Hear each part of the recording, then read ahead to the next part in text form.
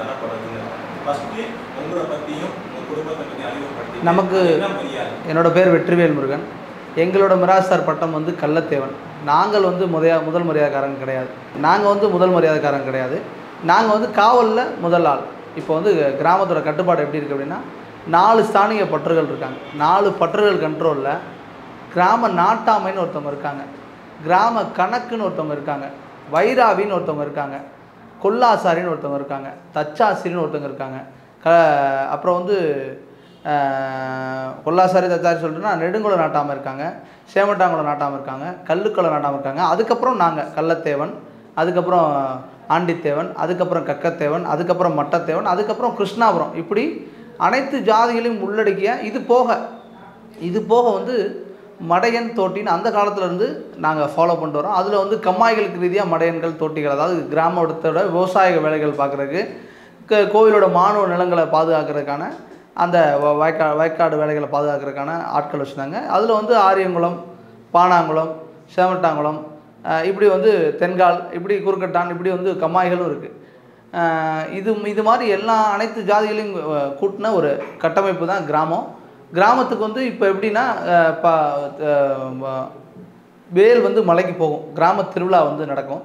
கிராம திருவிழா நடக்கும்போது வேல் மலைக்கு போகிறதே வந்து கிராமத்தோட ஒற்றுமையை கருதி தான் அந்த வேல் திருவிழா நடக்குது, எல்லா மக்களையும் ஒன்றிணைக்கணும் அப்படின்னு சொல்லி. இப்போ அந்த மலை பேர் வந்து திருப்பரங்குன்றம் கந்தர் மலை தான். அது வந்து மேலே இருக்கிறது காசி விஸ்வநாதர் தான். காசி விஸ்வநாதர் பக்கத்தில் முருகனும் இருக்கார், முருகன் பக்கத்தில் பார்வதி தேவி இருக்காங்க. இது போக சமணர் காலத்தில் வடிக்கப்பட்ட நிறைய சிற்பங்கள் இருக்குது. இது எப்படின்னா இப்போ கீழேருந்து வேல் கிளம்புது அப்படின்னா அனைத்து ஜாதிக்கும், இந்த அனைத்து தெருக்களுக்கும், இந்த திருப்பரங்குன்றத்தில் எல்லா தெருக்களுக்கும் சொல்லி தான் இந்த வந்து வேல் அழைப்புக்கு வந்து எல்லாருக்கும் சொல்லும்போது மக்கள் திரண்டு வருவாங்க. மேலே வந்து எல்லோரும் தீர்த்தம் ஆடுவாங்க. இந்த ஜாதின்னு இல்லாமல் எல்லோரும் ஒரே குளத்தில் மேலே இருக்கிற ஆகாய கங்கையில் தீர்த்தம் ஆடுவாங்க. வேல் ஃபஸ்ட்டு தீர்த்தம் ஆடும். வேல் தீர்த்தம் ஆடுறதுக்கு சாணியப்படர்கள் வேலெல்லாம் பிடிச்சி எல்லா அபிஷேகமும் பண்ணி வேல் தீர்த்தாடும். தீர்த்த ஆடினதுக்கப்புறம் நம்ம எல்லோரும் முங்கி குளித்தோன்னா அந்த கங்கையில், அந்த மேலே இருக்கிற ஆகாய கங்கையில் குளித்தோன்னா எல்லா பாவங்களும் நிவர்த்தி ஆகுன்றதான் மேலே இருக்கிற மரபு. ஆண்டாண்டு காலமாக எங்கள் பல ஆயிரம் ஆண்டுகளாக இருக்கிற மரபு. இன்ன வரைக்கும் அதை ஃபாலோ பண்ணிருக்காங்க. இது வந்து எப்போ நடக்கும்? நீங்கள் சொல்கிற அந்த வேல் மரியாதை அது எப்போ நடக்கும்? புரட்டாசி மாதம் நடக்கும். புரட்டாசி மாதம் என்ன அனைவருக்கும் தகவல் சொல்லப்பட்டு தான் நடக்கும். அப்போ அது விட்டுட்டிங்கன்னா கிராமத்தோட அடுத்த வேலை அப்படின்னா பங்குனி தேரோடத்துக்கு கிராமம் என்ன செய்யும்? திருப்பரங்குன்றம் கிராமம் இந்த கிராமத்தோட உபகிராமங்கள்லாம் இருக்கும் இல்லையா, திருப்பரங்குன்றம் கிராமத்தை சுற்றி இருக்கிற உபகிராமங்கள்லாம் இருக்கும். அந்த உபகிராமங்கள்லாம் அழைப்பு கொடுப்பாங்க. அது கிட்டத்தட்ட ஒரு பல எண்ணிக்கையில் பல கிராமங்கள் இருக்காங்க. அந்த கிராமங்கள்லாம் தேர் இழுக்கிறதுக்கு வந்து அழைப்போம். அவங்க வந்ததுக்கப்புறம் தேரெல்லாம் நின்னதுக்கப்புறம் எங்களுக்கெல்லாம் பரிவட்டம் கட்டுவாங்க. காலையிலே தேர் இழுக்க வந்த எல்லாருக்கும் உணவுப் பொருள்லாம் கொடுக்கப்படும். தேர் இழுக்க வந்த கிராமத்துக்காரங்களுக்கு ஊர் வயசாக ஒவ்வொரு ஊராக இந்த திருப்பரங்குன்றத்தில் இருக்கிற உபகிராமங்கள் அப்படி எல்லா ஊருமே வந்து கொடுக்கறது வழக்கம்.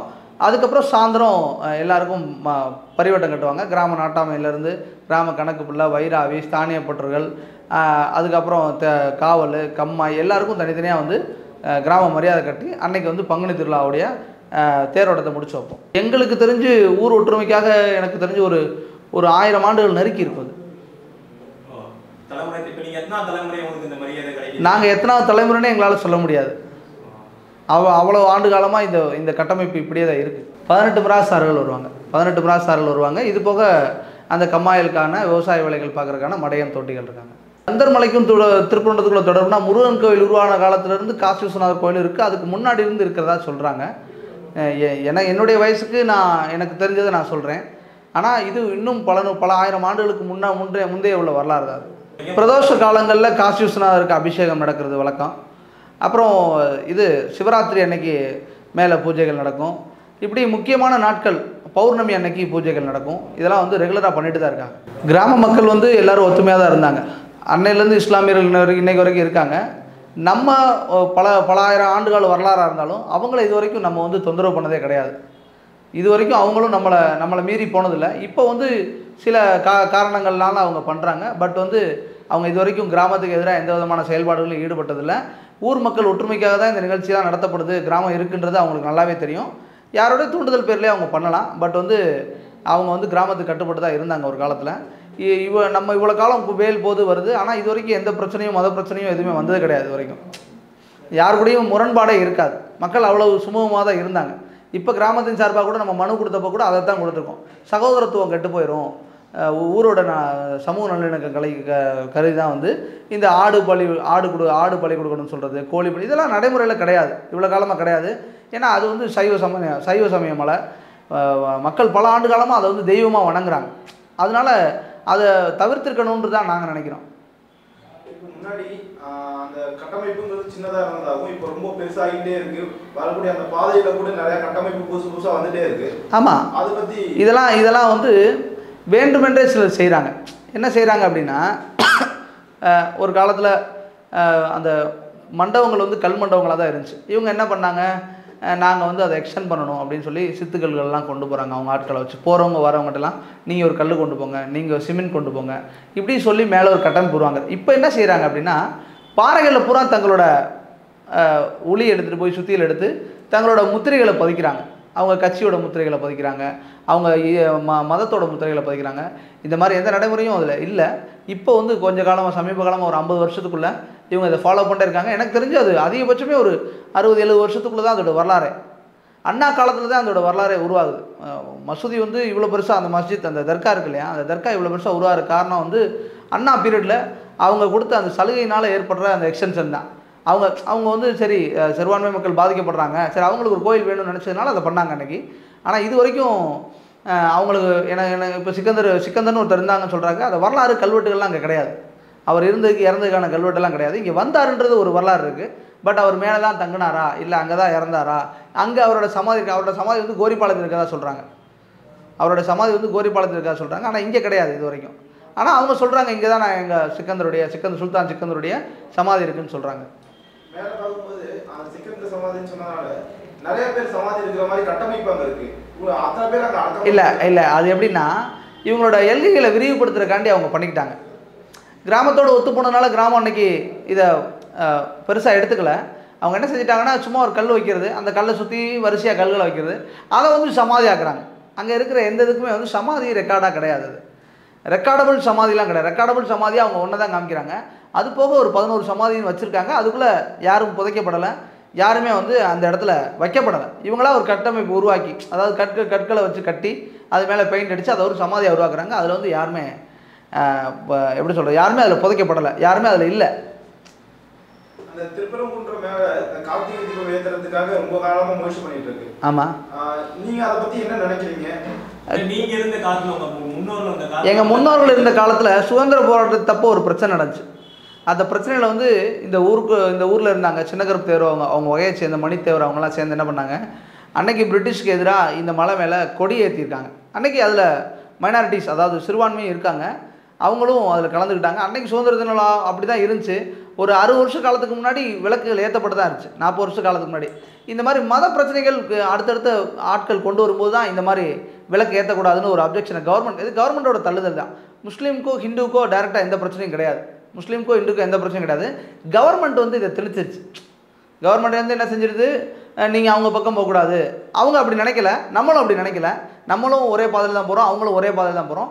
ஆனால் இது வரைக்கும் நம்ம அப்படி நினச்சது கிடையாது. இது வந்து கவர்மெண்ட் ப்ரெஷர் பண்ணி இது அவங்களோட இடம், இது உங்களோட இடம்னு கவர்மெண்ட் தான் ஃபிக்ஸ் பண்ணுது.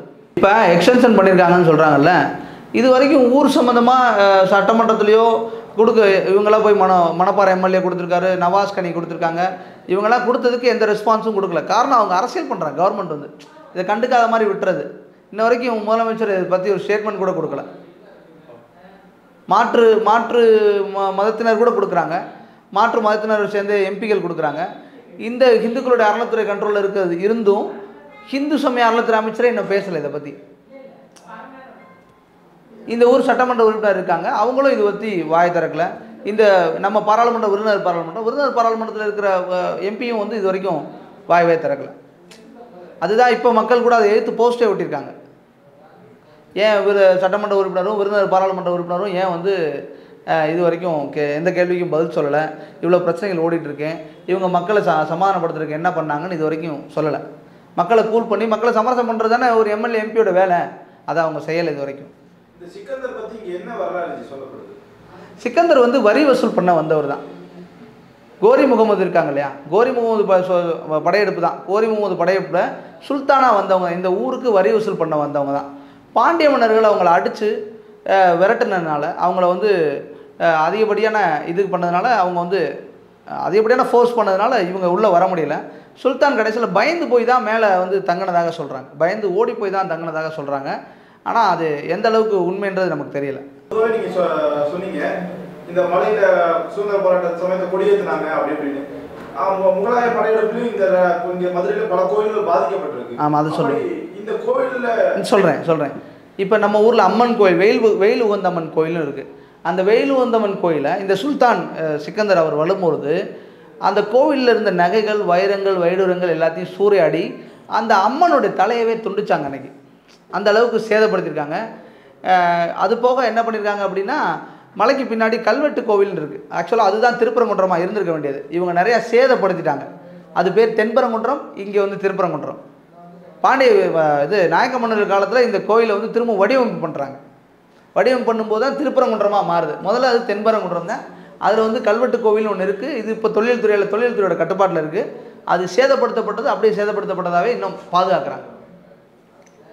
அந்த இதுக்காக ஒருத்தர் இந்த மலையை காக்கிறதுக்காக ஒருத்தர் உயிர் பலி. ஆமாம், மலையை காக்கிறதுக்காகவும் மட்டும் இல்லாமல் கோவிலை காக்கிறதுக்காகவும் அவங்க உயிர் கொடுத்தாங்க. அவங்க பேர் குட்டையா பிள்ளைன்னு சொல்லி ஒரு அந்த சமுதாயத்தை சேர்ந்தவங்க. அவங்க வந்து முகலாயர்கள் வந்து எதுக்குமே பயப்பட மாட்டாங்க, அஞ்ச மாட்டாங்கன்றதுனால அவங்க ஆவி பேய்க்கு தான் பயந்தாங்க. ஆவி பேய்க்கு பயந்ததுனால இவங்க என்ன செஞ்சாங்க, நம்மள யாராவது ஒருத்தர் உயிர் கொடுக்கணும்னு சொல்லி இந்த குட்டையா பிள்ளை சங்கதி அவங்க இருக்காங்க இல்லையா, அவங்க வந்து கோவில் கோபுரத்துலேருந்து கீழே விழுந்து உயிர் கொடுத்தாங்க. ஆவியா பேயா மாறினா தான் அவன் பயப்படுவான்னு சொல்லி, முகலாயம் பயப்படுவான்னு சொல்லி அன்றைக்கே உயிர் கொடுத்துறாங்க. உயிர் வந்து இந்த கோயிலுக்காக கொடுத்ததுனால தான் அவங்க பேர் வைராக்கியம் நிறைந்த ஆவி. அவங்களுக்கு இன்னமும் கோயிலில் பட்டயம் இருக்குது. கோவில் நகைப்பட்டி முதற்கொண்டு அவங்களோட கண்ட்ரோலில் தான் இருக்குது. ஆமாம், அவங்க கையில் எழுதி வச்சதுக்கான ஒரு சான்று மாதிரி கையிலே வச்சுருப்பாங்க. எப்போவுமே கோயில் சாமி வரும்போது அவங்க மணியாட்டி தான் கொண்டு வருவாங்க சாமியவே. அகத்தியர் சுனை அது பேர் அகத்தியர் சுனை. அதில் வந்து மச்சமுனி சித்தர் வந்து வாழ்கிறதா வந்து இன்ன வரைக்கும் ஐக்கியமாக இருக்குது. அவர் மீன் வடிவில் அங்கே வாழ்கிறாரு. அதான் உண்மை. அதாவது முருகன் வந்து நக்கீரருக்கு ஏற்பட்ட அந்த ஒரு அது என்ன சொல்கிறது, சாபம் இல்லை, நக்கீரர் சாபத்தை நக்கீரருக்கு ஏற்பட்ட ஒரு விளைவு. அந்த விளைவுக்காக நக்கீரர் தீர்த்தமாடணும்னு சொல்கிறார். அதாவது ஒரு வேடன் வந்து அடிக்கும்போது அவர் தியானத்தில் இருந்தவர், அவரோட தியானம் கலைக்கப்பட்டது. அப்போ தியானம் கலைக்கப்பட்ட போது நம்ம அசுத்தமாக இருக்கோம்னு சொல்லி அவர் நீராடணும்னு கேட்கும்போது முருகன் வந்து அந்த மலையை கீறி அந்த இடத்துல அந்த கங்கை சுனையை உருவாக்கி அகத்தியரை தீர்த்தமாட வச்சதான் வந்து வழக்கம் இருக்குது. அந்த தீர்த்தத்தை தான் நீங்கள் குடிக்கிறீங்க கங்கையா? ஆமாம், அதை தான் அதை கங்கையாக தான் உருவாக்கியிருக்காரு அன்னைக்கு முருகப்பெருமான் வந்து. மச்சமுனிக்கு ஜீவ சமாதி கிடையாது, அவர் ஜலசமாதி. அவர் நீருக்குள்ளே இன்னமும் உயிரோடு இருக்கிறார் அப்படின்ற ஐக்கியம்னா நம்புகிறோம். நம்ம இன்னமும் மீன் வடிவில் தயிர்லாம் கொடுக்குறோம். இன்னும் மீன் வடிவில் வந்து சாப்பிட்றாங்க. பக்தர்களோட பிரசாதத்தை ஏற்றுக்கிறாங்க. இப்போ இந்த மேல மலையில பல இடங்கள்ல அந்த வரலாற்று இதெல்லாம் அழிக்கிற மாதிரி பெயிண்ட் அடிச்சு பல விஷயங்கள் பண்றாங்க. அதை பத்தி நீங்க என்ன நினைக்கிறீங்க? அது சமணர் காலத்துக்கோக தொழில் துறை இது வரைக்கும் கண்டுக்காமல் இருக்காங்க. அதை தொழில் துறை இது மேலே ஆக்ஷன் எடுப்பாங்க. அது சமணர் காலத்துக்கோக இவங்க வந்து வேணும்னே அதில் அந்த மாற்று மதத்தினர் என்ன பண்ணுறாங்க அப்படின்னா, அவங்களுடைய அந்த கலரான பச்சை கலரை வந்து பெயிண்ட் அடித்து அவங்க அந்த இடங்களை ஆக்கிரமிப்பு பண்ண ஆரம்பிச்சிட்டாங்க. ஒரே ஒரு சென்ட் 10க்கு 10 தான் அந்த கல்மண்டபம் இருந்தது. இன்றைக்கி கிட்டத்தட்ட 32 சென்ட் எங்களுக்கு சொந்தம்னு சொல்லி பிரச்சனை பண்ணிருக்காங்க. மேலே இருக்கிறது வந்து வக்பு போர்டு சொந்தம் அப்படின்லாம் பேச்சுகள் வருது. அது எப்படி? அது வக்பு வாரியத்துக்கு சொந்தமானதெல்லாம் கிடையாது. திருப்பரங்குன்றம் மொத்த மலையும் ஜட்ஜ்மெண்ட்டில் வந்து லண்டன் கோர்ட் ஜட்ஜ்மெண்ட்லேயும் சரி, அடுத்தடுத்த கோர்ட்டில் ஜட்ஜ்மெண்ட் நடந்த எந்த இயரில் நடந்த எல்லா வழக்குகளையும் நீங்கள் ரிசர்ச் பண்ணிங்கன்னா எல்லா வழக்குமே வந்து திருப்பரங்குன்றம் கோவிலுக்கு சொந்தமான நிலம். சுப்பிரமணிய சுவாமியோட இடம். சுப்பிரமணிய சுவாமின்ற ஒரு முன்னோருடைய இடம். அதுதான், அவர் தான் கடவுள். அவரை வச்சு தான் இந்த மலை வந்து இன்னும் இயக்கமே இருக்குது. பாரத திருநாடே.